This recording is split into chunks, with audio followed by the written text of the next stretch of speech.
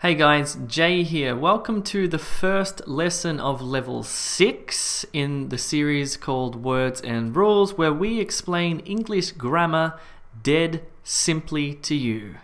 Hooray! Somebody's finally going to do it. So, in this first lesson, we're going to look at this phrase here, might be delayed, and other phrases like it that use the same grammar. This, for your interest, in level 6, if we look down here, is around the IELTS 5 to 6, PT 59 to 66, and TOEFL 46 to 66. So if you're taking any of these English language tests, the following videos are going to be very helpful for you. We'll be uploading videos, well, nearly every day. So make sure you subscribe to this channel. Click like, give us a comment so we can climb the ranks of YouTube.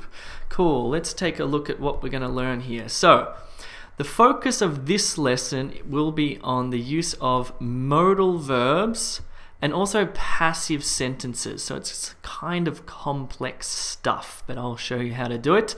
Why do we want to know that? Well, we want to know how to avoid mentioning the subject of a sentence. I'll show you in a second. And we want to show probability using those modal verbs. So what words do we need in order to do this? Well, we need modal verbs, of course, like might, could, should, may, and must. We need a be verb, but the be verb just stays the same. It doesn't change, actually, so that's easy.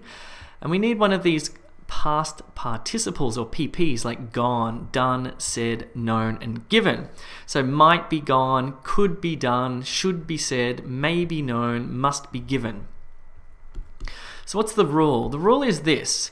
We use modal verb plus be plus past participle to avoid mentioning the subject and to show probability. So here's an example of what I mean here. The train might be delayed. Okay, let's go through this. So, we've got a simple subject here, which is the train. Fine, no problem there.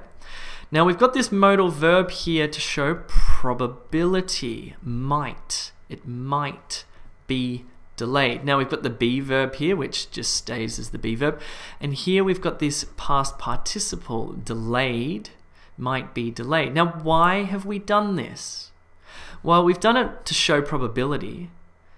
But we've also done it because this is a passive sentence and we have avoided using the subject. The train might be delayed by what or by whom? Well, we could say the train might be delayed by, I don't know, a crazy passenger, or it could be delayed by, I don't know, a fallen down tree. Maybe we don't know and we don't really care.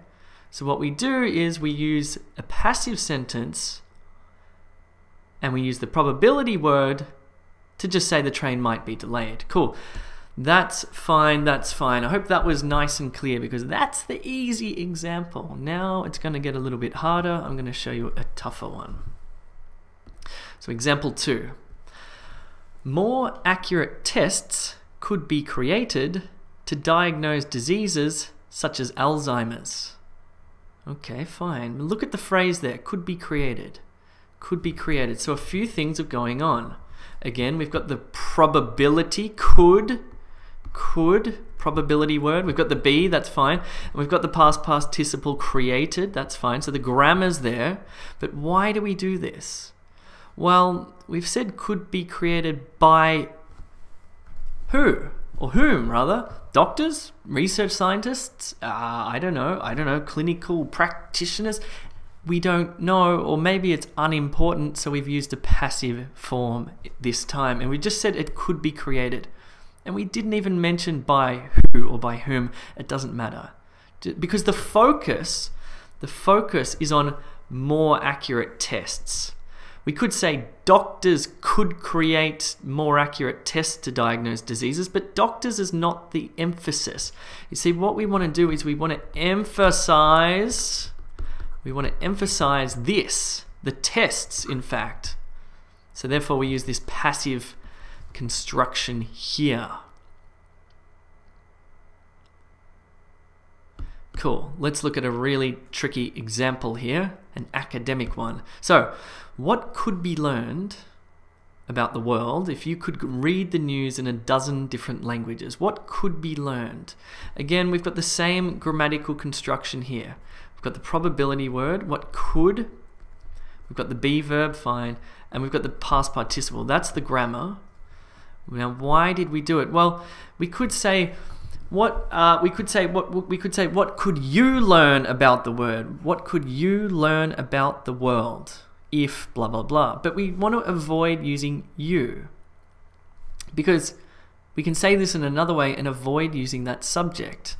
So we just said what could be learned about the world if you could read the news in a dozen different languages. So we've avoided the subject and we've shown probability through the use of that modal verb. So let's recap what we've learned. We've used the modal verb plus be plus the past participle to avoid mentioning the subject because it's maybe unimportant or irrelevant or we don't know.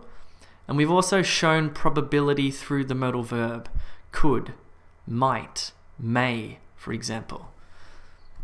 Hope that was helpful. Make sure you subscribe to this channel so you watch every single lesson that we produce so you can have perfect grammar on test day or out in the world or whatever it is you're doing. Hope that was helpful. See you.